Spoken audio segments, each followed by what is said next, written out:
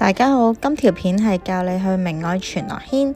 影片會介紹由天橋經商場到新領域廣場，又或者係經荃灣政府合署外面到新領域廣場。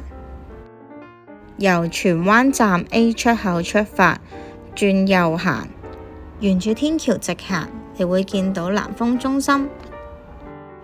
見到南豐中心，推門行多半分鐘就到荃錦中心，直行2分鐘去到商場嘅盡頭。行到商場盡頭就會見到新領域廣場。入到大樓，搭升降機到13樓130室就係我哋嘅接待處啦。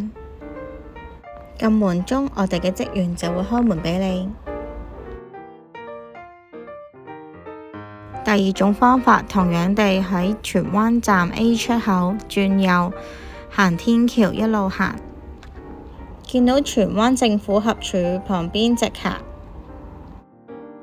政府合署嘅旁邊就係新領域廣場啦。